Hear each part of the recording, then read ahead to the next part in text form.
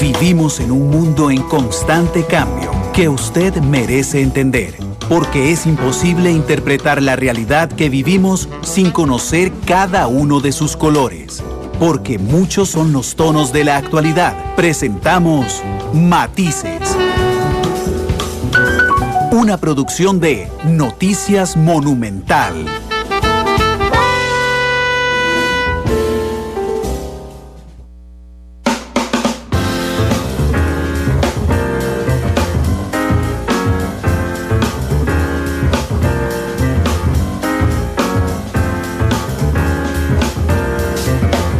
Hola, ¿qué tal? Muy buenas tardes, bienvenidos a Matices, este programa de Radio Monumental, que es una producción del Departamento de Noticias, en el que analizamos los temas que son noticia en Costa Rica y en el mundo. Muchas gracias por estar con nosotros en este segundo programa de la semana, hoy con cambio de horario, porque hoy juega la Selección Nacional, y eso ha generado que adelantemos prácticamente media hora Matices, arrancando a la 1:30 hasta las 3 de la tarde, y luego vendrán los compañeros de Pelando el Ojo. Es una semana intensa. Ayer tuvimos a don Eduardo Lee en su primera entrevista aquí en Matices. Hoy tenemos a la diputada del Partido de Liberación Nacional, doña Yorleni León, hablando de un tema fundamental que en otros momentos expertos habían advertido, pero que la población en general no había, no se había puesto a pensar sobre lo importante de esto. Los servicios esenciales en nuestro país.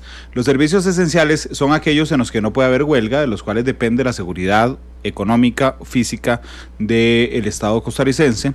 Y entonces durante las últimas semanas nos hemos dado cuenta de algunas sorpresas, porque el término o la característica de la esencialidad de los servicios depende de la interpretación de los jueces. Entonces en algún momento surge alguna posición, como la de los 3 jueces del Tribunal de Juicio de Trabajo, que dicen recope, por ejemplo, la distribución de combustible no es esencial. Y entonces yo decía esta mañana que bueno, hay criterios divididos, hay 3 jueces que opinan que no es esencial y 4.999.997 costarricenses que creemos que sí. Un señor me brincó en Facebook Live y me dijo, no, yo tampoco creo que es esencial porque yo no tengo carro, pero yo le recordaba al señor, bueno, usted no tiene carro, pero viaja en bus o en taxi, y la mercadería que llega a su pueblo, a las pulperías, resulta que llega por camiones que se mueven por gasolina, las plantas eléctricas de los hospitales sirven con gasolina, y entonces ese fue el enlace en que mucha gente decía, ¿cómo que recope no es esencial? Bueno, ese es un tema hoy, y el otro tiene que ver con el agua, por ejemplo. Dice Lenny Guzmán, sigue Randall, ¿usted sabe más que un juez? No sé más, por supuesto, que un juez, pero tiene que ver con el sentido común y con la falta de especificidad en la ley. Es decir, la ley no señala qué es o qué no es un servicio esencial. Y doña Yorleni ha presentado un proyecto de ley que pretende justamente señalar de manera taxativa, es decir, de manera clara, uno por uno, cuáles son los servicios esenciales en nuestro país. Doña Yorleni, bienvenida, ¿cómo le va? Nada más permítame prenderle el micrófono. Ahí, ¿cómo le va? Pues muy bien, Randall, muchísimas gracias por la invitación. Siempre es un gusto estar aquí con usted y con las personas que nos escuchan, encantada. Y tal como usted lo indicaba, me parece que ya le llegó el momento a este país de tener claridad sobre el tema de los servicios esenciales. Muchas gracias de verdad por estar con nosotros, doña Yorleni. Y yo quiero agradecerle a la enorme cantidad de gente. Tenemos un minuto transmitiendo en Facebook Live, ya hay 100 personas con nosotros. Hoy está Marcelo Adrián Ramírez, Juan Diego Ramírez, Astrid Marenco, que dice: Astrid, la educación es esencial, depende del juez, ese es el detalle. Giovanni Aguilar Rodríguez está con nosotros, Lenny Guzmán, que decía me criticaba mi posición, Antonio Torres también, Gustavo Oces, Katy Bravo, Mario Alberto Mora. Muchas gracias a todas las personas que se suman en todas las plataformas que tenemos disponibles, porque estamos en vivo en radio 93.5 en FM, estamos en vivo en internet monumental.co.cr, estamos en vivo en la aplicación móvil CR Móvil, estamos en vivo también en Facebook Live en la cuenta Noticia Monumental, estamos en Twitter en @monumentalcr. Este programa lo pueden volver a escuchar esta noche a las hoy a las 8 de la noche en Canal 2, y lo pueden volver a escuchar a las 9:30 en Monumental, la radio de Costa Rica. También tengo unos minutos nada más con nosotros a Marco Durante, que es especialista en Derecho Laboral, uno de los mejores del país. Y don Marco, hoy cuando anunciaba que usted venía, doña Yorleni, me decía: don Marco, qué importante que se defina esto. Entonces yo le dije, Marco, ¿usted me podría, por favor, dar su criterio unos minutos antes de entrar en una reunión que tiene para después entrar de fondo con doña Yorleni? Así es que, don Marco, bienvenido a Matices, ¿cómo le va? Buenas tardes, Randall, buenas tardes, Yorleni, y un gusto saludarles y a todos los radioescuchas. Igualmente. Don Marco, hoy, ¿cómo está la legislación? Nosotros tenemos hoy una legislación que define servicios públicos de la misma forma que la aprobamos en 1943. Es decir, tenemos 75 años de tener la misma legislación que define lo que para nuestro país son servicios públicos, no servicios públicos esenciales. Ahorita podemos hablar de eso, pero sobre servicios públicos, la legislación nuestra es la misma de hace 75 años, Andrés. Ok, servicios públicos es la misma que hace 75 años. ¿Qué se entiende por servicio público? Según el Código de Trabajo y la Constitución Política, en Costa Rica es permitida la huelga, salvo en los servicios públicos. ¿Qué determina la ley? Y el artículo 376 dice, hoy el artículo 376 de los incisos que quedan son todos los que tienen que ver con trabajadores que laboran en empresas de transporte ferroviario, marítimo, aéreo, trabajadores que laboran en carga o descarga en muelles y atracaderos, los que se desempeñan en cualquier viaje mientras este viaje no termine. Eso es lo que es el 376, inciso C. Y el D es el que dice que son todos aquellos trabajadores que se requieren para mantener activas las empresas que, si se suspendieran su servicio, pueden causar un daño grave o inmediato a la salud, a la economía pública, y da como ejemplos las clínicas, hospitales, la higiene, el aseo y el alumbrado de las poblaciones. Eso es lo que tenemos hoy en el 2018 con una legislación que se mantiene desde 1943. Ok, el tema de la distribución de combustibles no está incluido en los servicios esenciales, en los servicios públicos planteados por el Código de Trabajo. Para mi gusto sí, porque habla de suspensión de actividades que pongan en riesgo la economía pública, y este país no puede mantenerse a flote sin combustible. Entonces, y además sin poner en grave riesgo la salud. Estamos hablando de que los hospitales, las clínicas requieren mantener sus plantas, el servicio de gas para las cocinas. Estamos hablando de que el país requiere combustible para poder operar, y entonces, aunque expresamente en la lista del 376 no aparece el combustible, Randall, yo creo que se tiene necesariamente que derivar de la interpretación del 376, inciso B. Ok, don Marco, usted me decía, qué importante que se regule esto. Usted conoce el proyecto de doña Yorleni, ¿qué le parece? Sí, me parece muy buen proyecto, me parece una muy buena iniciativa. Hago la aclaración de que en Costa Rica, desde 1943, lo único que definió nuestro legislador fueron los servicios públicos generales. Nunca un legislador nuestro, sino hasta ahora con este proyecto, y en algún momento se intentó con la primera versión de la reforma procesal laboral que doña Laura vetó, se ha entrado a hablar de los servicios públicos esenciales, que a diferencia de los servicios públicos generales, ha dicho la OIT, son aquellos servicios, los esenciales, que ponen en riesgo la seguridad, la salud y la vida de las personas.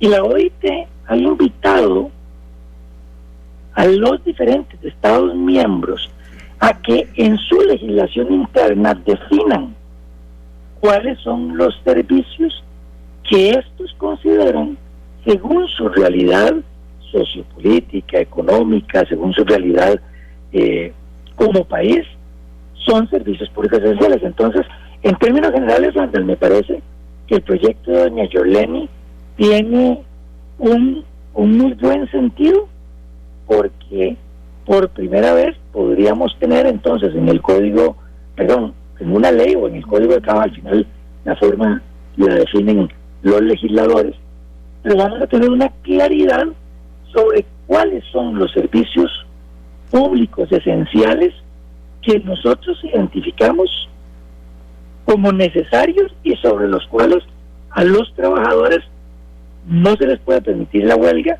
pero se les tiene que dar alguna alternativa para resolver sus conflictos. Creo que esto es un punto clave para no hacer nugatorio en derecho constitucional como el de huelga, Randall. Don Marco, muchas gracias por estos minutos. A la orden, muchísimas gracias y estamos para servirles. Gracias a don Marco Durante, experto en Derecho Laboral de BDS, que nos acompañaba. Doña Yorleni, bueno, con esta introducción de don Marco, se convertiría usted en el primer legislador de la Segunda República, porque el Código de Trabajo es de 1943, que intente regular los servicios esenciales. Bueno, primero decirle que saber que don Marco está de acuerdo con este proyecto me hace sentir sumamente satisfecha, ¿verdad? Nadie duda de la capacidad intelectual y del conocimiento que tiene don Marco, ¿verdad?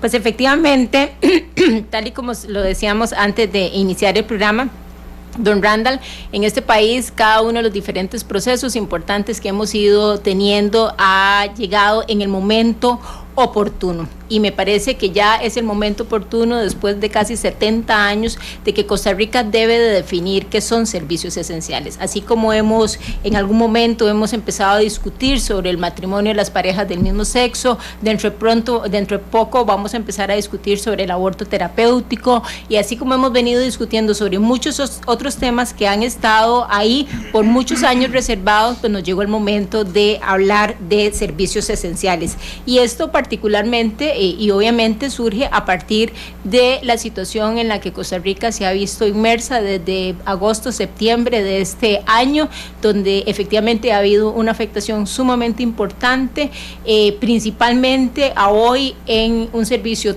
tan importante como lo es el servicio a la educación pública. Ahora bien, doña Yorleni, yo una de las ventajas de mi trabajo es que yo conozco durante toda su gestión a los diputados más allá de su labor de legislar, y los conozco en lo personal. Yo la he visto en una ocasión nada más, el día que vino al debate, pero quisiera saber desde lo humano cuál fue la chispa que la incentivó a tomar esta iniciativa respecto a los servicios esenciales. Vamos a ver, yo vengo de una provincia, la segunda provincia con los mayores problemas de pobreza de este país, Limón, ¿verdad? Donde en ese caso particular la educación se convierte en un eje estratégico absolutamente, o sea, donde nadie puede poner en tela de duda que la educación puede ser el gran elemento que logra hacer la diferencia en esa provincia. Le estoy hablando de empleados de compañías bananeras, empleados de compañías piñeras, montones de agricultores y agricultoras que están en asentamientos del INDER, que a lo largo y a lo ancho de toda la provincia, donde la única herencia que le van a dejar a sus hijos es la educación. No hay otra herencia, esa va a ser la única herencia. Y en una provincia tan pobre, con tantísimas limitaciones y además con tantos factores externos que también tienen un peso importante en esa vida de esas personas, pues por supuesto que me puso a pensar, y creo que no hay otra mejor forma, o una de las mejores formas que pudiéramos tener entonces es poder definir eso. Quizás si no hubiese tenido ese peso tan importante que yo le doy a la educación, particularmente en Limón, ¿verdad? Creo que quizás este proyecto de ley nunca lo hubiera pensado. Pero además es muy interesante que usted sea de Limón, porque conoce de cerca, por ejemplo, la realidad de Habdeba, que ha sido una de las instituciones que más frecuentemente ha generado huelgas, así es, que ha paralizado y afectado la economía nacional. Así es. ¿Verdad? Y que muchas veces ha durado muchísimo tiempo en declararse ilegal, o se declara legal tomando en consideración que no es un servicio esencial. Sí, yo quiero dejar claro que este proyecto de ley no es un proyecto que se mete para nada con las huelgas. Esto es un proyecto de ley que tiene 6 capítulos, donde un artículo particular habla de una lista, como usted bien lo mencionaba, taxativa de lo que son servicios esenciales. O sea, el proyecto no habla de si hay derecho o no a la huelga, si se dan las huelgas, en qué condiciones se tienen que dar o no. Lo que sí es importante es que este proyecto, en caso de aprobarse, pues debería entonces entonces de hacer algunas reformas al Código Procesal Laboral en términos de lo que ahora mencionaba don Marco, de generar alternativas entonces de resolución para esas instituciones o para esos servicios esenciales que estamos ahora, que estaríamos entonces eventualmente legislándolos y convirtiéndolos en servicios esenciales, ¿verdad? Por ejemplo, hemos hablado de educación, que les repito, es uno de los servicios esenciales más importantes para mí, donde hemos pensado que deberíamos de presentar alguna moción una vez que el proyecto esté en comisión para definir si efectivamente va a ser un servicio esencial a lo largo de todo el ciclo lectivo o debería de serlo al inicio y al final, cuando tenemos exámenes de bachillerato o cuando tenemos exámenes a lo largo del año. De repente puede tener un buen camino el no establecerlo durante todo el periodo lectivo, pero sí establecerlo durante esos puntos críticos que tiene el ciclo lectivo, ¿verdad? ¿Y por qué no todo, ¿Cuál es su posición, digamos, la suya? Más allá de que sea lo viable, ¿cuál es la suya? Bueno, para mí debería ser todo el año, ¿verdad? Yo soy de la tesis de que debería ser durante todo el año. Sin embargo, hemos conversado con algunas personas que también conocen mucho de este tema y nos han hablado de esa posibilidad, y es una posibilidad que estamos valorando, ¿verdad? Sin embargo, le repito, yo soy de la tesis que servicios esenciales en educación debería de estar como servicio esencial a lo largo de todo el ciclo lectivo. Déjeme ir a la pregunta más profunda. ¿Por qué a usted le parece que la educación es un servicio esencial? Porque es un movilizador social. No hay otro movilizador social aquí y en China, ¿verdad? Y eso lo digo yo y eso lo dicen decenas de expertos alrededor del mundo que han evidenciado cómo la educación es el factor más importante para movilizar socialmente a las personas. Yo puedo decirle que yo soy un ejemplo de ese caso, ¿verdad? Yo vengo de una familia con recursos limitados a lo largo de muchísimos años, que tuve una mamá que se empeñó que yo fuera al colegio, que tuve una mamá que se empeñó que yo fuera a la universidad y que gracias a haber ido al colegio y haber ido a la universidad, hoy he tenido una oportunidad desde lo económico de tener una estabilidad y una mejor condición, y desde lo social pues haber subido en peldaños. Si no hubiese sido por esa mamá tan intensa para que yo fuera al colegio y a la universidad, probablemente yo hoy sería un ama de casa, sin que esto signifique ningún menosprecio para las amas de casa, ¿verdad? Pero es muy probable que mi vida no fuera lo que hoy es, y eso es gracias a la educación y al empeño de mi mamá. Sin duda alguna. Entonces la educación resultó esencial. Claro, por supuesto. Y en Limón lo es. O sea, en Limón, por ejemplo, el otro día hice control político, don Randall, y yo en mi control político mencionaba, si tal vez las clases hoy mañana retornaran, ¿verdad? Si mañana otra vez los profesores decidieran regresar a las aulas, la pregunta de los 100 pesos es, ¿cuántos van a regresar? ¿Verdad? Probablemente ya habrá muchísimos padres y muchísimos muchachos y muchachas que tomaron la decisión de no regresar, ¿verdad?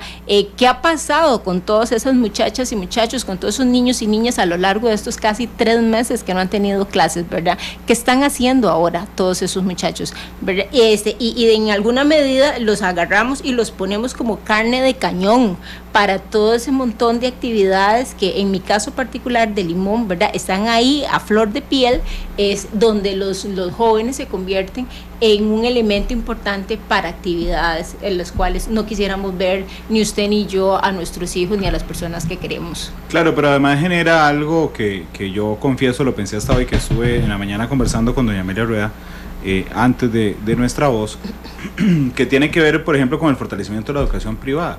Yo esta semana he visto varias promociones de educación privada donde le dicen a los papás, quiere quitarse el dolor de cabeza a la huelga. Bueno, resulta que tenemos un 20% de descuento, por ejemplo, para los papás que pasen a los niños de escuela pública a privada, porque efectivamente quien no se ha visto para nada afectado en las huelgas ha sido el sector privado de educación. Así es. Y no solamente eso, esta semana yo estuve de gira en Limón viernes y sábado. Sí. Y entre las tantas conversaciones que tuve, conversé con una señora que me dijo que el otro año no iba a mandar a sus hijos al colegio, porque este año había perdido la plata. Me dice, por supuesto, una señora con serias limitaciones económicas, ¿verdad? Me dice, tuve que invertir en comprar uniformes, en comprarle zapatos, en comprarle los cuadernos, en comprar esto y lo otro, y al final ni siquiera sé si mi hijo va a ganar el año y para qué mandarlos si al final a los maestros esto no les importa. Estoy diciendo palabras textuales, ¿verdad? De esa manera. Entonces, a la larga, el próximo año nuestra matrícula va a ser menor, no solamente porque muchos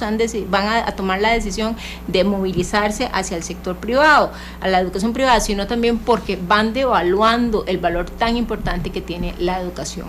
Cristian Vargas dice, debería decir doña Yorleni la verdad de lo que quieren, quitar toda la posibilidad de defensa a la población para que les quede el campo libre a los políticos y sus intereses. Bueno, en realidad no sé por qué a los políticos y a los intereses, completamente difiero de lo que dice el señor, ¿verdad? Esto no es una guerra contra las huelgas, repito, este no es un proyecto que para nada toca el derecho a la huelga, es un proyecto donde lo único que se pretende es dejar claridad sobre esa lista de qué son servicios esenciales y que para el caso particular de este proyecto hay 17 servicios esenciales establecidos. Ahora bien, pensando, antes de entrar al detalle del proyecto, si su proyecto tiene viabilidad política, se convertirá en ley de la República. Y por supuesto que la motivación de una ley de la República, ya no de una iniciativa personal de una diputada, no puede ser que a usted en lo personal le parezca esencial. Claro. ¿Cuál es el concepto legal, jurídico de un servicio esencial? Vamos a ver, tal vez antes de definirle el concepto legal y jurídico de un servicio esencial, nosotros como no tenemos legislación en ese sentido, lo que hemos venido haciendo es adoptando las recomendaciones que nos da la OIT. Entonces la OIT dice que un servicio es esencial cuando vaya a poner en riesgo la vida, la seguridad y la vida, la seguridad y la economía, me parece, de un país. Sin embargo, la OIT también ha sido clara en decir que cada país debe ir perfilando su propia lista de servicios esenciales y en ningún momento le ha dado una camisa de fuerza a ningún país. Le dice, estos son los aspectos fundamentales que debería considerar cualquier declaración o cualquier proyecto de ley que vaya en la línea de definir servicios esenciales, pero nunca es una camisa de fuerza. Fíjese que nosotros haciendo una investigación comparada de legislaciones en otros países, nos hemos encontrado que hay países donde la radiodifusión es un servicio esencial, ¿verdad? Donde los trabajos en las minas son servicios esenciales, donde las telecomunicaciones, no la electricidad, las telecomunicaciones son servicios esenciales. Bueno, es que en el 43 no había telecomunicaciones. pero me explico, o sea, cada país tiene la soberanía para definir qué considera que son servicios esenciales. En este proyecto de ley hemos definido 17 servicios esenciales y que se convierten entonces en una base para empezar la discusión en el plenario para definir si son esos los servicios esenciales, si deberíamos de agregarles más servicios esenciales, si deberíamos disminuir esa lista o si deberíamos conjugar algunos de esos servicios esenciales, ¿verdad? Aquí lo importante es que ya hay una base para iniciar una discusión que me parece que no puede postergarse más de lo que hasta este momento lo ha hecho. ¿Usted entiende que en este instante coyuntural, aunque usted no trate el tema de la huelga en su proyecto de ley, pero se deriva, digamos, un tema de la imposibilidad de la huelga en los servicios esenciales, esto le ha caído re mal a los sindicatos, que prácticamente le han declarado una guerra santa, no solo al proyecto de ley del jefe de fracción de Liberación Nacional, Ricardo Benavides, de recortar el tiempo de la resolución de los procesos, sino también el suyo como una manera de prohibir las huelgas en nuestro país. Sí. Bueno, yo tengo muy claro, don Randall, que yo soy diputada de la República, ¿verdad? Yo no soy la diputada de los sindicatos, ni soy la diputada de los cooperativistas, ni soy la diputada de X sector. Yo soy una diputada de este país y es mi obligación, porque así está establecido en la legislación, el velar por el bienestar de la mayoría de los costarricenses. Es un grupo muy pequeño el que está incorporado dentro de los sindicatos en este país, que le repito, no tengo nada contra los sindicatos, pero ellos no representan el 100% de la población. En este caso particular, este proyecto se convierte en un proyecto importante para casi 1 millón de menores de edad, que en este momento no están recibiendo un servicio que además está establecido en la Constitución Política, donde no solamente está establecido, sino que además hemos hecho apuestas importantes. El 8% del PIB de este país, que eso es un montón de plata, está destinado exclusivamente para la educación. Decidimos incorporar incorporarlo dentro de la Constitución política. Hemos ido fortaleciendo ministerios e instituciones vinculadas con la educación a fin de que cada vez la educación sea un componente más importante, ¿verdad? Entonces, ¿qué le puedo decir? Yo que se aguanten. Eso no lo dije yo. No, es que usted me preguntó qué les puedo decir. Yo era ni que se aguanten. Sí. Pues, claro, pero el detalle, más allá de que les moleste o no, o que se aguanten o no, que fue mis palabras, tiene que ver con que hay compañeros suyos en la Asamblea Legislativa que pasan dos realidades. Una, o que son muy cercanos abiertamente a los grupos sindicales, o hay otros que en el papel no son tan cercanos, pero que realmente uno ve posiciones políticas que lo que uno detecta es la intención de quedarle bien a esos grupos sindicales. ¿Cómo va a ser para que el proyecto no sea bloqueado ni por los diputados cercanos a los sindicatos, ni por los diputados que intentan legislar y poner la legislación que les quede mejor a los sindicatos? Bueno, vamos a ver, yo he aprendido en estos meses en la Asamblea Legislativa que el trabajo hormiga genera réditos, ¿verdad? Entonces, a lo largo de estos días, pues yo he ido conversando con algunos diputados, con algunas diputadas de diferentes fracciones, les he ido presentando el proyecto, les he explicado cuál es la importancia del proyecto y por qué para mí es un proyecto tan importante, y fíjese que la sorpresa es que muchísimos diputados están completamente a favor de este proyecto de ley. Primero, porque no toca para nada el Código Procesal Laboral, ¿verdad? Son dos cosas completamente aparte. Aquí estamos solamente definiendo servicios esenciales. Y lo otro, ¿verdad? Porque también coinciden conmigo de que ya llegó el tiempo en el que se tiene que hablar de esas cosas y se tiene que legislar sobre esas cosas. Lo otro es que una vez que el proyecto esté en comisión, que todavía no sabemos a qué comisión va a ir a dar, pero una vez que esté en comisiones, pues se abrirá el espacio para que todos, incluyendo a los sindicatos, los representantes sindicales, pues hagan su manifestación sobre el proyecto, ¿verdad? Hablen a favor o hablen en contra del proyecto, y ese es un proceso completamente natural dentro de la Asamblea Legislativa.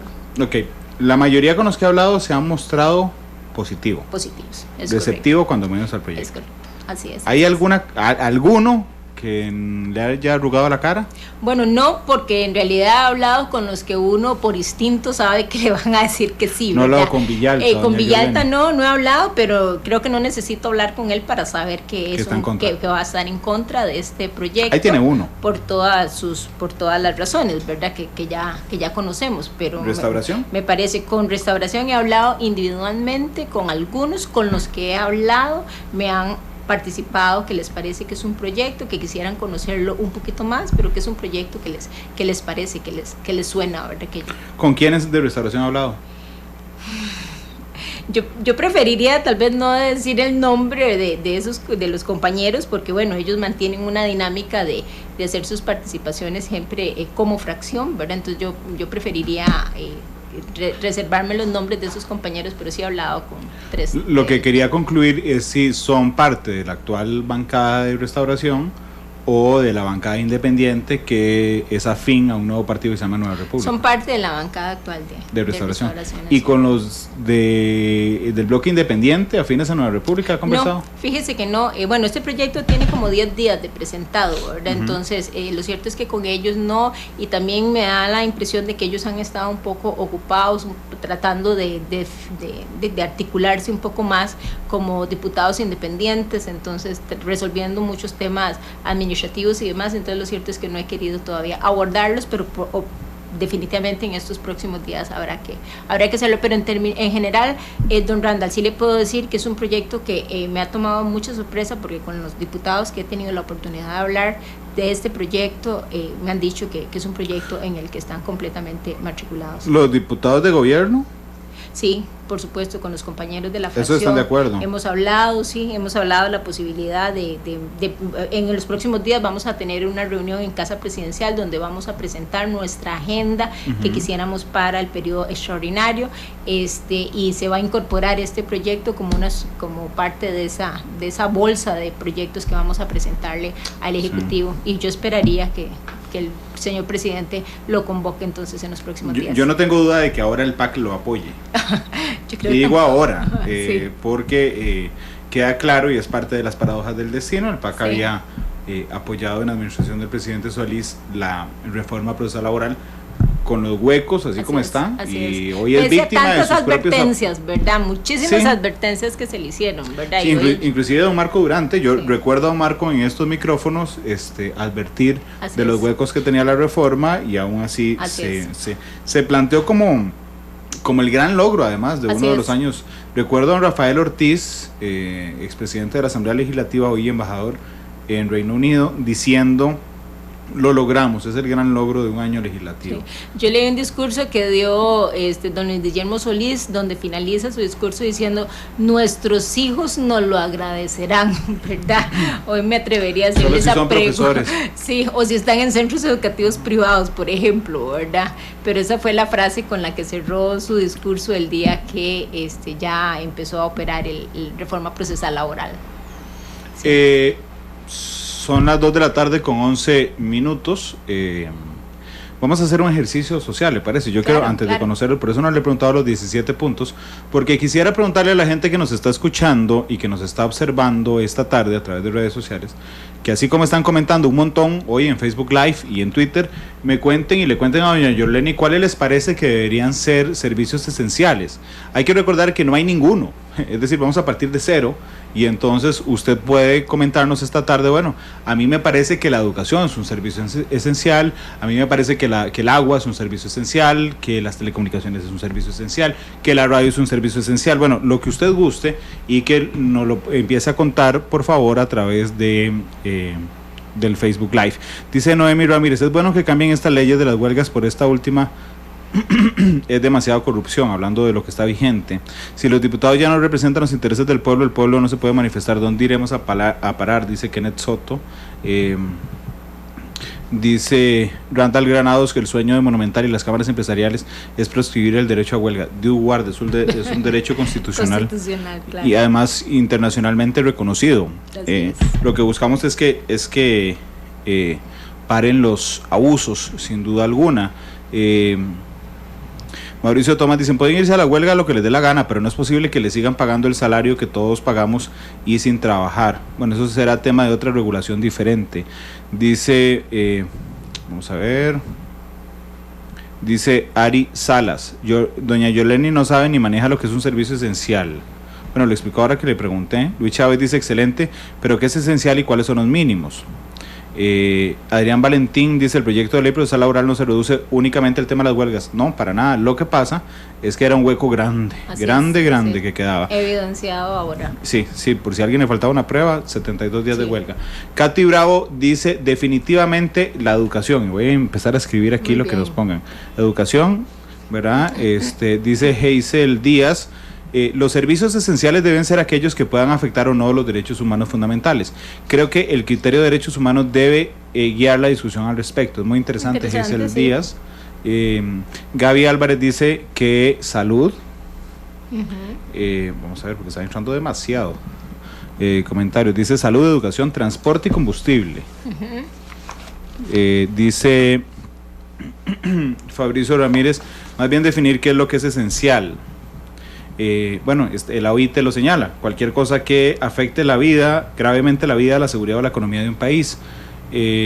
La salud de un país. La salud. La salud. La salud, la seguridad. Y la vida. Dice Fabricio Ramírez: más bien, bueno, ya Manuel dice: todos los servicios que dé el Estado deberían ser esenciales, pagamos por ellos, pero definitivamente salud, educación, combustibles, cualquiera donde el Estado tenga monopolio, y salud. Gunther Smith dice: todos los derechos son esenciales. Tete Ramírez dice: educación sin duda. Yaslin Morales dice: educación y salud. Dice Gabriela Vega: 72 días porque el gobierno no ha querido sentarse a valorar otra opción que no sea el 20.580. Jorge Patiño: educación, salud, transporte, gasolina. Dice Martín Brenes: derecho a carga y descarga en los muelles. Ya tenemos. Sí, carga y descarga en los muelles. Voy a revisar Twitter nada más para ver si más gente está justamente participando con este tema de contarnos cuáles son los servicios esenciales. Dice Santi Mora: de parte de todos los costarricenses, gracias doña Yorleni por su iniciativa. Dice Nel Inca Rojas: dice salud, educación y agua. Dice Nelson Chacón, Randall, en definitiva, como nuevas, la educación, combustibles y que siga salud y electricidad. Minor Solano dice salud, educación, seguridad. César López dice creo que el servicio esencial es educación, salud y combustible. Es curioso porque la educación nunca se ha entendido como un servicio esencial, así es. Como jurídicamente. Y la gran cantidad de gente que está opinando hoy dice educación. Así es. Dice Mario Huertas, internet. Bueno, eso entraría en telecomunicaciones. ¿Cuál es la lista suya, doña Yorlin? Vamos a ver, la atención y la prevención en salud, que ya de por sí tenemos una regulación ahí, el suministro de alimentos, el suministro de medicamentos, agua potable y disposición de aguas servidas, recolección y disposición de basura, protección y atención al menor, al anciano y al enfermo, el suministro y la comercialización del servicio eléctrico o de otros tipos de energías o combustibles, la atención médica pública, la atención de menores en redes de cuidado y en comedores escolares. Y voy a hacer aquí una acotación que incorporamos esto porque, por ejemplo, en Limón, una provincia que conozco muchísimo, hay niños que la única alimentación del día con un balance nutricional es la comida que reciben en la red de cuidado o en los comedores escolares o en los encinais, ¿verdad? Okay. Entonces ahora que estamos en este periodo de huelga, pues muchísimos de esos niños se han quedado sin ese servicio tan importante que uno podría pensar, bueno, pero es solamente la alimentación del día, pero resulta que esa alimentación es la que le permite a ese niño crecer, desarrollarse y tener condiciones que son importantes para la vida. La atención de emergencias, y aquí estamos hablando de los bomberos, de la Comisión Nacional de Emergencias, de la Cruz Roja, el transporte de pacientes.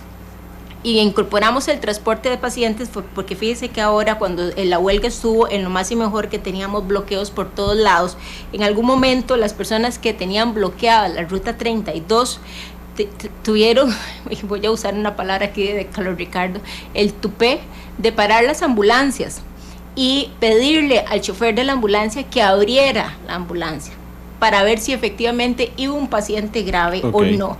Entonces de repente nuestros huelguistas se convirtieron en médicos que valoraban lo que era o no era una emergencia. Y en jueces, ¿verdad? Sí. Para ver si se permitió o no la huelga. Y entonces si consideraban que aquello no era una emergencia, pues a esa ambulancia le tocaba hacer fila como todos los vehículos que estábamos ahí esperando. Entonces por eso se incluye el transporte de pacientes, el servicio de transporte público en cualquiera de sus modalidades. Nosotros en Limón tuvimos casos donde las empresas que brindan los servicios de transportes públicos los suspendieron porque dada la cantidad de bloqueos que teníamos a lo largo de la ruta 32 era imposible prestarlos.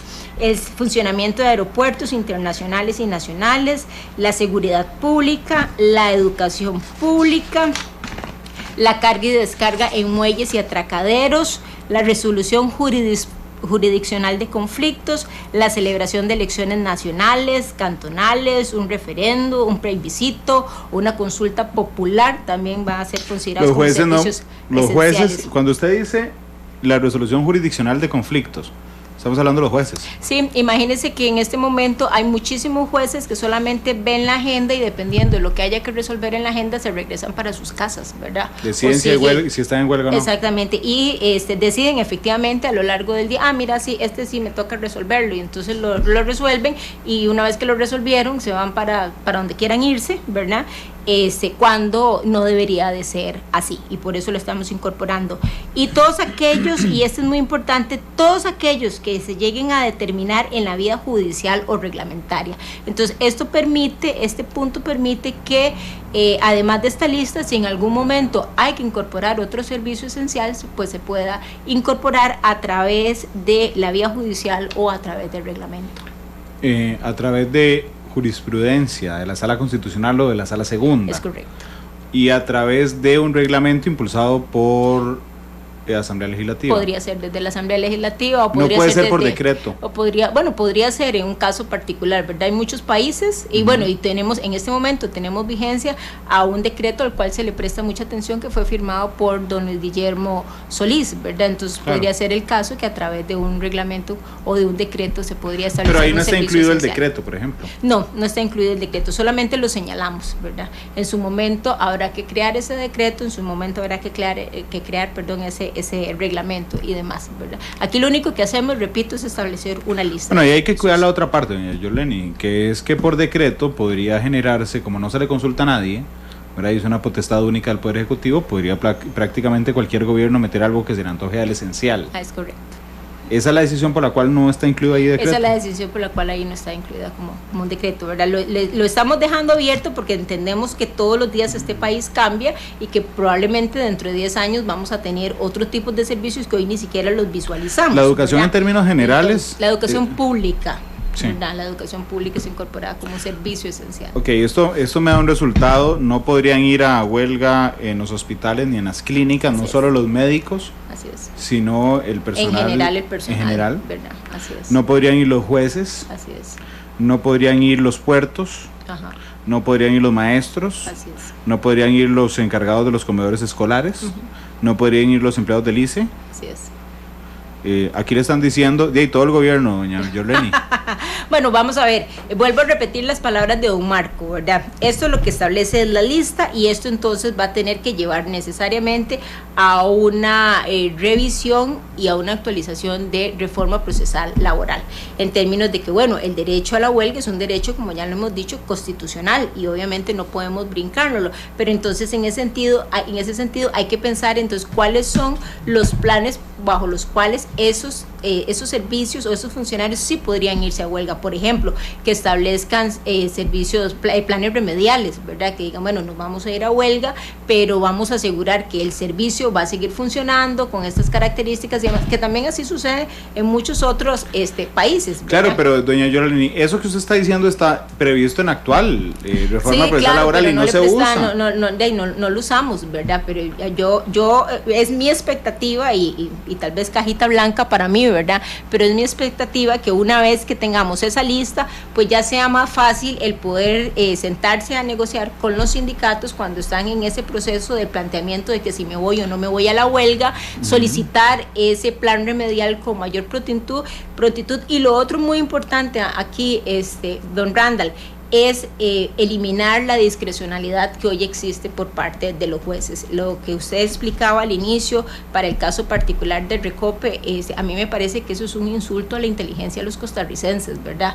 Decir que Recope no brinda un servicio esencial en Costa Rica cuando tenemos 650,000 hogares que dependen del gas, cuando los hospitales tienen decenas de equipos que dependen del gas, cuando tenemos una industria que todavía depende muchísimo del gas y demás, y que pues un tribunal diga que eso no se considera un servicio esencial, o que se diga que no hubo una evidencia de violencia durante la huelga, cuando el mismo presidente ejecutivo de Recope ha puesto 1 o 2 denuncias sobre mismos funcionarios que los evidenciaron haciéndole daño a la infraestructura de la misma institución. El día que vino aquí el presidente de Recope a Matices, cuando yo le abordé la pregunta que se me podría hablar del boicot, yo pensé que me iban a decir, sí, es que dejaron, no sé, una puerta trancada y cortaron un cable. Claro.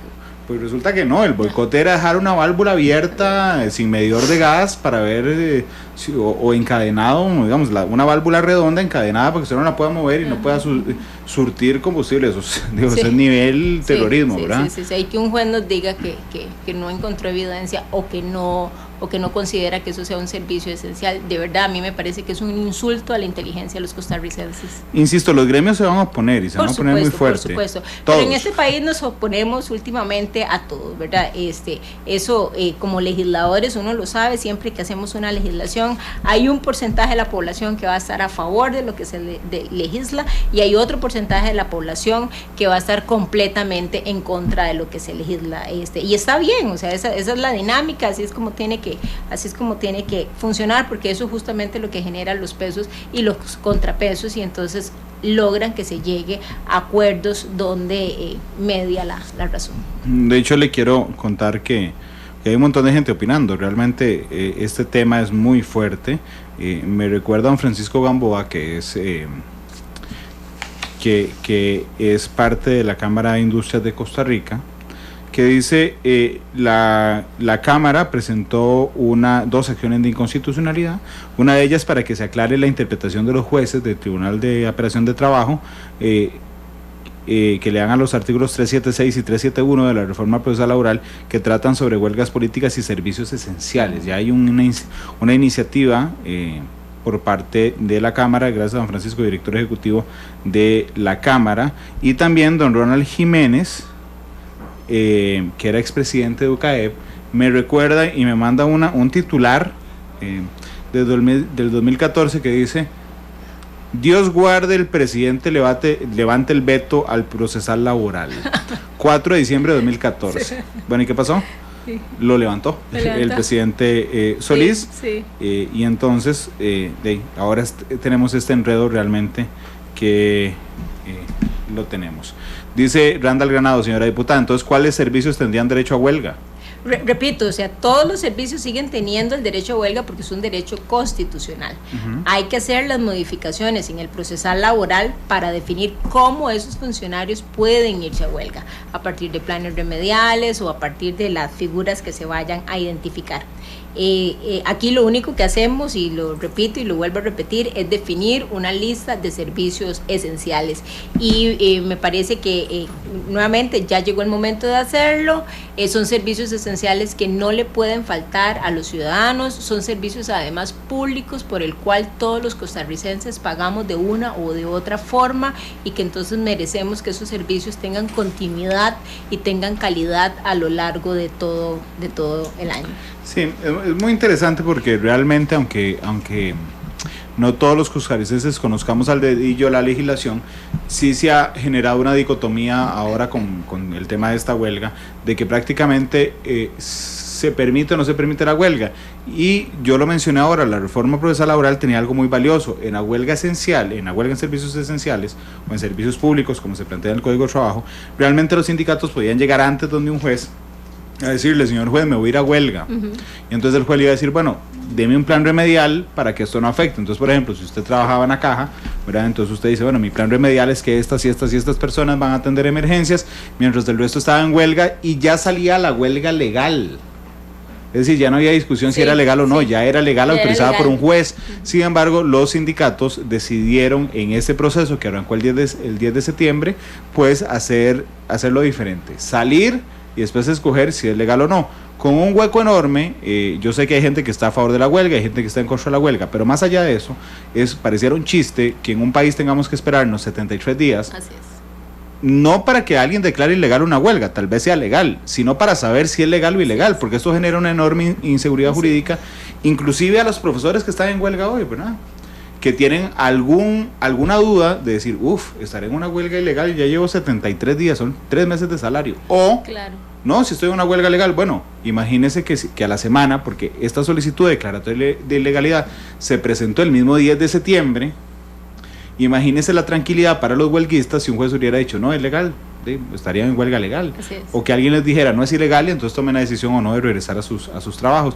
Pero estar 73 días que se van a convertir, apuesto a 90, porque ahora se devolvió al juzgado de trabajo, realmente habla muy mal de nuestro sistema judicial y de nuestro sistema de toma de decisiones. Desde hace mucho rato venimos hablando de la mora judicial, ¿verdad? Y esto es un ejemplo que lo ilustra muy, muy bien, y en ese sentido, pues el proyecto que presenta el diputado Carlos Ricardo Benavides viene a solventar entonces muchas de esas situaciones. Aquí el tema, don Randall, nuevamente con este proyecto que presenté en días pasados en la Asamblea Legislativa, es garantizar que todos los servicios que el Estado debe de prestar efectivamente se presten las 24 horas del día, los 365 días al año, ¿verdad? Que no haya ninguna razón por la cual los servicios esenciales, los servicios públicos en general, no se vayan a atender, ¿verdad? Eso me parece que es muy riesgoso desde la misma definición que establece global, que establece la OIT. Es un tema de salud, es un tema de seguridad y es un tema de la vida por sí misma, ¿verdad? Son las 2 de la tarde con 30 minutos, permítame hacer una pausa comercial, señor Lenny, y regresamos. Tenemos un montón de comentarios en redes sociales, pero quisiera también abrir la línea un momento para preguntar a los costarricenses qué les parece el proyecto que ha presentado doña Yorleni, y que podría tomar un impulso mucho más fuerte en las sesiones extraordinarias que arrancarán el 1 de diciembre. Así es. Vamos a la pausa, son las 2:30 y regresamos con más de matices.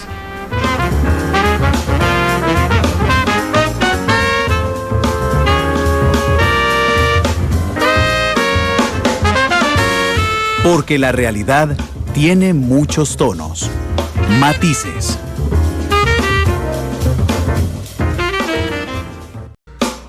Analizamos los tonos de la actualidad, exploramos sus contrastes, matices.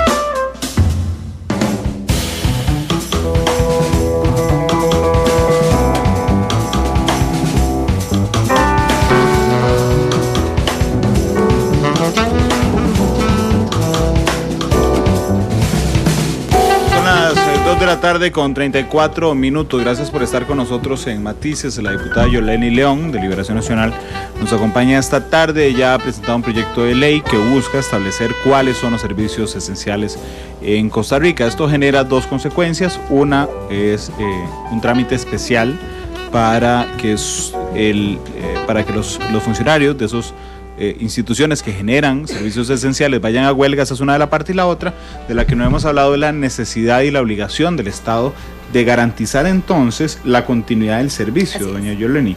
Es decir, que si de un momento a otro Recope se va a huelga, bueno, el Estado deberá tomar los planteles, traer sustitutos si gusta, y decir, bueno, señores, ustedes están en huelga, pero se continúa con el servicio esencial. Así es correcto. Con este proyecto, entonces, hay tres cosas que son importantes: la lista, la continuidad del servicio y generar la discusión entonces para hacer modificaciones al Código Procesal Laboral para que se permita entonces todo esto de lo que estamos hablando. Y con ese segundo punto que usted acaba de señalar, la continuidad del servicio, pues en ese sentido el Estado tendría la obligación de diseñar y de implementar aquellos mecanismos que le aseguren entonces a los ciudadanos el poder contar con el servicio en las condiciones en que esa institución o que ese servicio se presta a lo largo y a lo ancho de este país. En algún momento que conversaba con alguien sobre este tema de educación, y a la luz de la experiencia que hemos tenido con el Ministerio de Educación en términos de que, bueno, todo un grupo de voluntarios colaboró con el Ministerio para las pruebas nacionales y demás, entonces alguien me decía, en el marco de esos servicios esenciales, el MEP podría valorar el mantener permanentemente a ese grupo de voluntarios, actualizarlos, capacitarlos y demás, y poder recurrir a ellos cada vez que sea necesario, claro, sin tanta mediación como se dio esta vez, sino que sea como ese ejército de educadores que tenemos ahí para evitar que una situación como la que hoy hemos tenido de 70 y resto de días sin educación no se vaya a volver a dar. El ejército de educadores que se ha alzado en armas. Es correcto. Hay un antecedente, hay varios antecedentes, pero hay uno en particular en Habdeba. En una ocasión se fue a huelga y el gobierno de la República, no recuerdo... Laura Chinchilla. Fue en ese gobierno, trajeron operadores de Panamá. De Panamá, así es. Para operarlo. Es. Después de que se aprueba la reforma procesal laboral, el gobierno no puede hacer eso. No. Los famosos rompehuelgas, ¿verdad? Ya no están considerados dentro del Código Procesal Laboral, y entonces ya es un acto que no se puede hacer, ¿verdad? Lo que hace el gobierno, lo que ha hecho las últimas veces, pues es que recurre a la fuerza pública en términos de asegurar pues cierta estabilidad y que los servicios se puedan estar brindando, pero ya con con el impétitu y de la forma como se hizo cuando se trajeron a esos otros colaboradores de Panamá después de reforma procesal laboral, ya no se podrían estar dando. Con esta modificación en la línea de la continuidad del servicio, pues habrá que buscar modelos entonces que permitan asegurar esos servicios. Les decía que íbamos a abrir la línea, son las 2 de la tarde con 37 minutos, vamos a recibir 5 llamadas, a ver qué le parece a la gente la propuesta de ley que está haciendo doña Yoleni. 905-222-0000. Yo les ruego ser lo más breves del mundo para que puedan empezar a opinar. ¿Ya entraron? Qué rápidos. 905-222-0000. Muy buenas tardes, ¿cuál es su nombre? Buenas tardes. Sí, ¿cuál es su nombre, caballero? Eduardo, para servirles. Adelante, don Eduardo, por favor. Les voy a ejemplarizar, Randall, una cuestión. Cuando yo era joven, creía que tenía derechos, digamos, a salir y a las fiestas y a un montón de cosas. Pero si mi papá era alcahuete, yo me hubiera salido de ese margen que quería mi papá de bien para mí.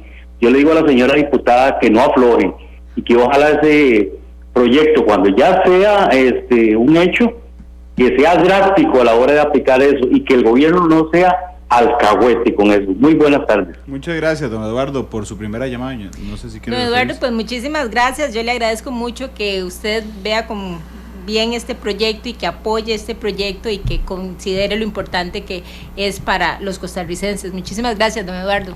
Gracias, don Eduardo. Son las 2 de la tarde con 39 minutos. Muy buenas tardes. ¿Cuál es su nombre? Buenas, Martín Cano, Paraíso. Adelante, por favor. Sí, no, un saludo y lo felicito a usted, Randall, por su profesionalismo. Muchas gracias, muy amable. Sí, y siempre lo escucho para que lo sepa. Gracias. Pero sí, yo no estoy de acuerdo con esto. Imagínese que en una huelga, y le estoy hablando a una persona pobre, ¿verdad? En una huelga, ¿cómo vamos a presionar al gobierno?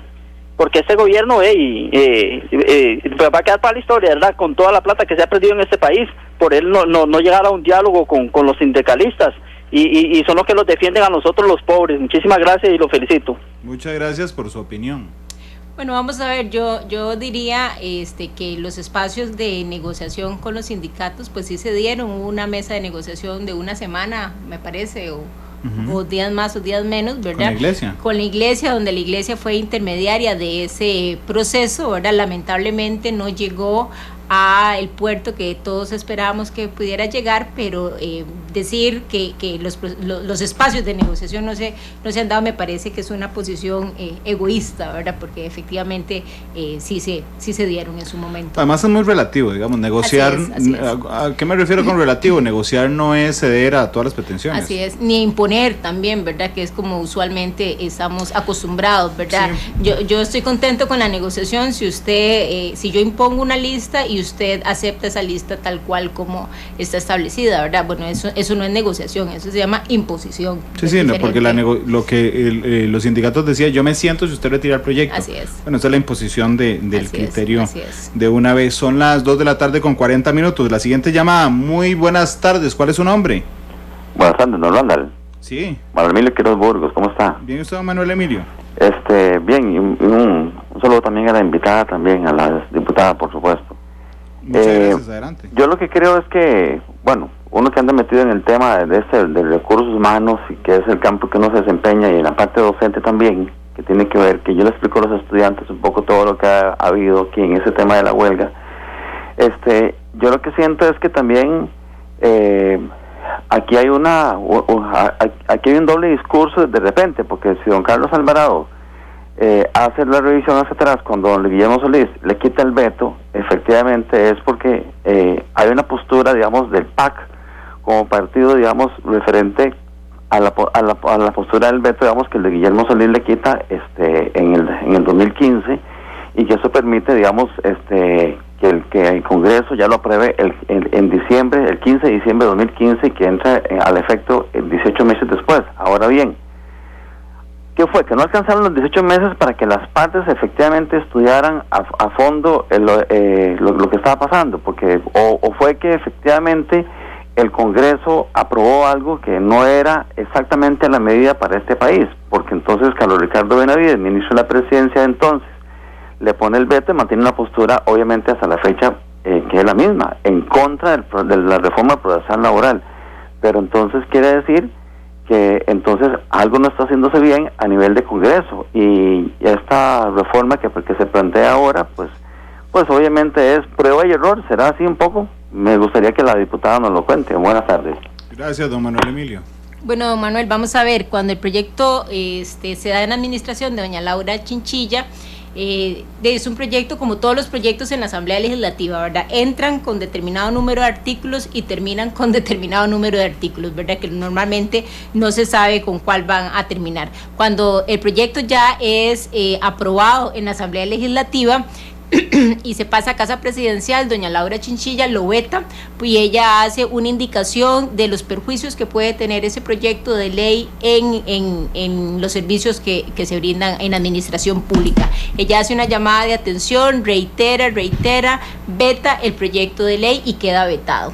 En la administración de don Luis Guillermo Solís, en esa primera administración del PAC, para nadie es un secreto que había una relación muy, muy cercana, súper amable, súper cordial entre el PAC y los sindicatos. Y me parece que esa fue la base fundamental para que don Luis Guillermo Solís tomara la decisión de levantarle el veto al proyecto de ley pese a todas las señales y todas las indicaciones que la señora Laura Chinchilla de manera muy acertada emitió sobre ese proyecto de ley, de igual manera don Carlos Ricardo Benavides y muchísimas otras personas más, no solamente personas del Partido de Liberación Nacional, sino expertos en el tema, llamaron la atención, y eso no fue suficiente para que don Luis Guillermo Solís pues metiera cabeza en el proyecto y levantara el veto.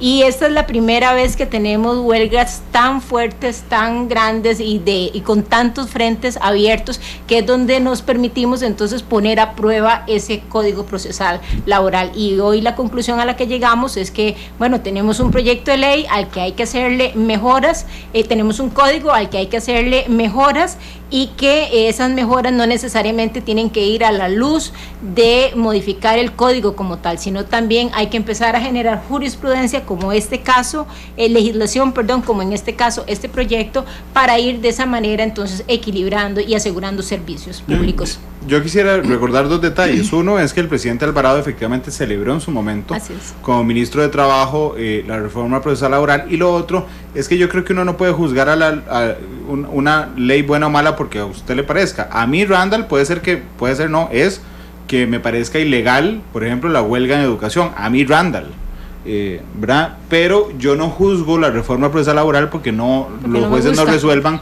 respecto a mí. La juzgo con dos criterios: es eficaz y eficiente. Es decir, una vez que uno acude a los instrumentos planteados en la reforma procesal laboral, tiene una respuesta rápida y concreta a lo que está planteando, y lo que puede estar planteando es, bueno, señores, ¿esta huelga es legal o no? Bueno, resulta que hoy no tenemos esa respuesta. No es ni eficaz ni es eficiente, y no tiene nada que ver con que se resuelva como cada uno quiera, doña Yolanda. Entonces usted le suma a todos los costos, a todos los gastos que genera la huelga, viéndolo como gastos, ¿verdad? Los salarios caídos, los servicios que se dejaron de prestar, todo lo que está alrededor de esos servicios como tal. Súmele también el costo de un tribunal que se tarda 70 días o más días para dar una resolución y decir si un servicio si una huelga es legal o es ilegal, ¿verdad? También tiene un costo oneroso para todo el país, y ese costo lo asumen pobres y ricos, ¿verdad? Ese no es un costo exclusivo para los afectados de manera directa con esa resolución o con esa huelga. Son las 2:46, permítame ir a la cuarta llamada. Muy buenas tardes, ¿cuál es su nombre? Hola, buenas tardes. Vamos a la cuarta llamada. Buenas tardes, ¿cuál es su nombre? Buenas tardes, mi nombre es Jorge López. Dame un segundo, Randall, para bajarle al radio. No se preocupe, Jorge, usted me dice cuando está listo. Estamos listos. Randall, tengo una consulta. ¿La señora diputada es abogada? No.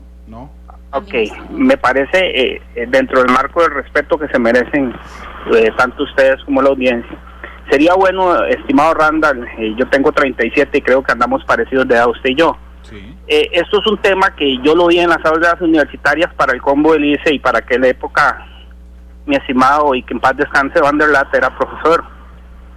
Van der Lat nos trajo un consultor internacional de la OIT, y aquí hay un punto que los diputados tienen que valorar: es, en el tanto se declare más servicios como esenciales y fundamentales, tendrán que valorar ellos también el impacto que va a tener esto en la sociedad, en el sentido de los recursos de amparo que vendrán, porque es que es muy fácil ahora decir vamos a tener más servicios esenciales y vamos a tener más para poder contrarrestar la huelga, porque hay una incapacidad por parte del Estado, y todos, absolutamente todos como costarricenses, de llegar a consensos, y ellos son el vivo ejemplo en la Asamblea Legislativa que son incapaces de contener consensos. Entonces eso es un punto medular que tienen que valorar, porque como aprobaron la reforma procesal laboral, también tienen que valorar el impacto que va a tener en el país, decirle a la Sala Constitucional: queremos que este sea un servicio esencial, porque yo escucho, y perdón que me extensa un poco, escucho que se quejan de la demora o la tardanza que hay en los juzgados de declarar una huelga legal o ilegal, pero esa es la tardanza que tenemos todos los costarricenses día a día con el Poder Judicial, de presentar procesos, de que se duran resolviendo procesos por mucho tiempo. Entonces ese es el vivo reflejo de social que nos explota la cara absolutamente a todos, de la realidad costarricense, de lo demorado que es, pero eso no es porque es en servicios esenciales o porque ahorita se está declarando ilegal una huelga o no, es que los procesos en Costa Rica están durando cualquier cantidad, porque en la asamblea solamente saben hacer proyectos, ocurrencias y otro proyecto y otro proyecto y otro proyecto, y no le llegan al fondo del asunto, que es sentarse de manera correcta, sindicatos, gobierno, empresarios, y darle una solución.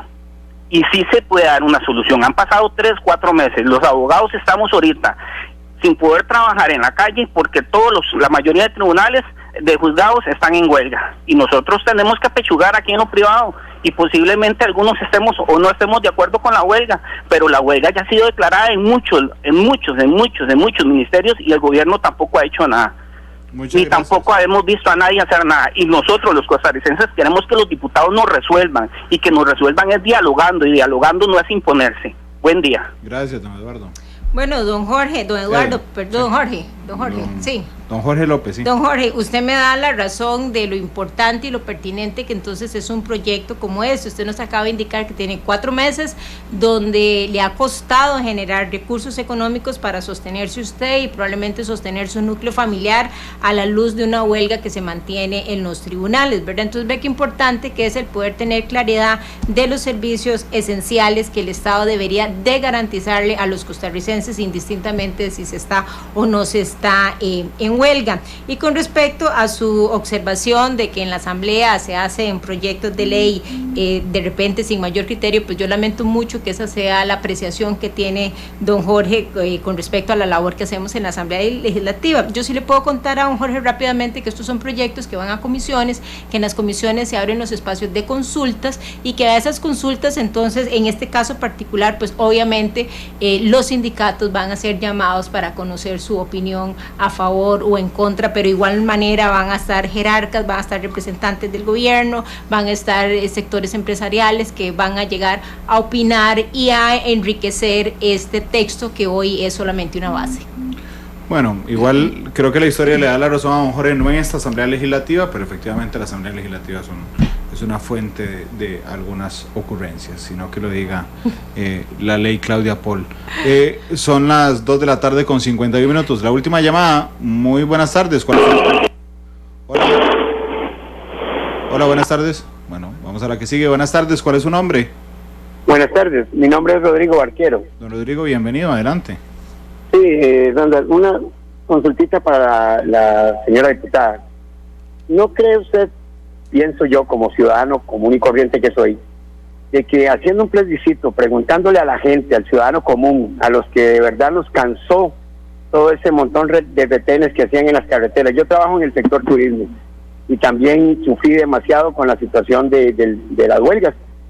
Entonces, ¿no sería tal vez mejor, antes de presentar un proyecto en la asamblea, pedir un plebiscito, que la gente llegue y diga qué servicios son esenciales, para que vean que le van a dar la razón a la señora diputada, sin hacer mucha cosa? Y creo que un plebiscito sería mucho mejor. Y digo yo, es mi humilde opinión, ¿verdad? Buenas tardes. Muchas gracias. Don Rodrigo, buenas tardes.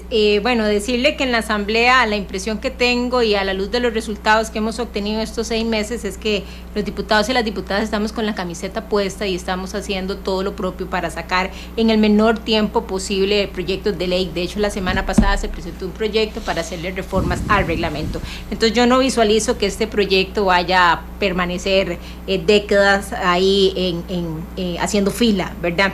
Por otra parte, con respecto a su propuesta de los plebiscitos, pues podría de repente tardarnos el tiempo igual o de repente más de lo que podría significar este proyecto de ley, porque los plebiscitos tienen fechas en las que están establecidos, requieren un presupuesto que además debe ser aprobado por el Tribunal Supremo de Elecciones. Eso significa que tiene un costo importante para los costarricenses, ¿verdad?